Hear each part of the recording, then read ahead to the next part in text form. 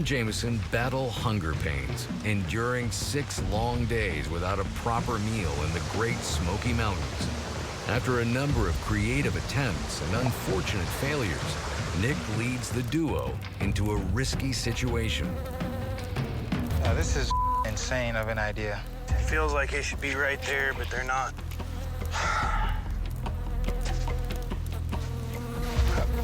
Don't swat at them. Don't swat them. They're pissed. Don't fight them. Won't work. Hey, hey, hey. Don't fight them. Just let them do their thing. We gotta get to a point where we're like, screw it.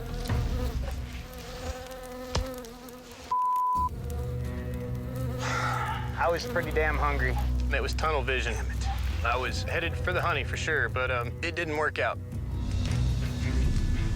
I think we could have given up on that a little bit sooner. We would have gotten to camp sooner. Nick wouldn't have expended so much energy. Nick and Jameson shift gears, hunker down under a rock overhang, and plan to stay put in this new camp until they find the nutrients they need to push toward rescue. Right now, we need food. I mean, absolutely hungry, and it's getting to the point to where, I'm getting fuzzy, making stupid decisions, not thinking clearly. We've got to stop for even a night just to set some traps or a fishing line, or both even. You know what I really, really, really, really, really want right now? Is a Snickers wrapped in bacon. You're a sick man. We made the rest of those links in our top into hooks. I took all my remaining boot laces and pulled out all the innards to make a trout line. If I counted right, I think we got almost 10 hooks. Let's go catch some fish, man. I'm absolutely starving. So how many hooks you figure we're gonna put on this line? We're gonna put as many as we can. So the idea behind this is instead of using 5 fishing poles, is we're just gonna use one line with 5 hooks. I'm just tying this hook to the trout line.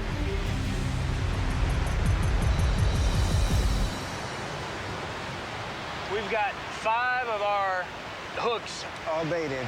All baited, all tied on, tied to a rock. Yeah, dude, that worked great. Let's get out of here, let them calm back down. Come back first thing in the morning and check it. If there's a raccoon in the area, I guarantee you he'll be walking up and down this log. I'm gonna set a trail snare.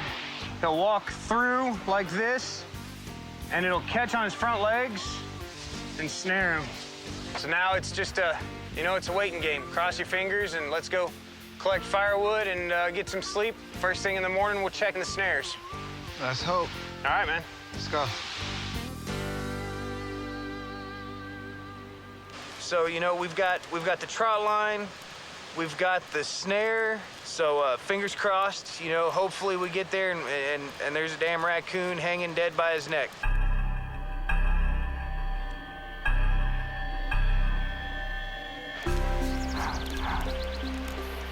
On a mission to find food, Nick sets snares and plants a 5-hook fishing line. With roughly 10 miles to go, it is imperative the guys score some protein to make the final stretch to rescue.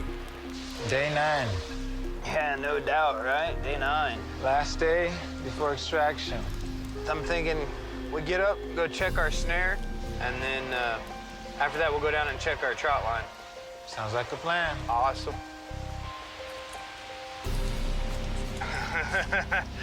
There's something in that son of a... Yeah? It's a possum. Oh, man. That is crazy. Dude, that really worked. My friends are gonna flip. Really? When they hear that I've eaten freaking possum. Let's go get that fish.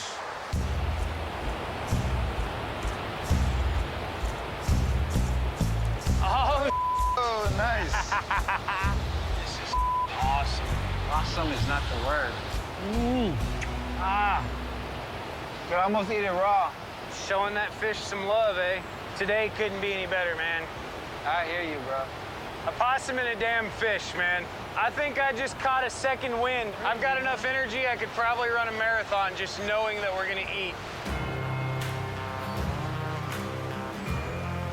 And then it's just kind of like peeling a rabbit. Gonna make a cut in the back, just pull both ways. No lie, bro. I am disgusted. This thing right here makes us a team, bro. Oh yeah, no doubt about it.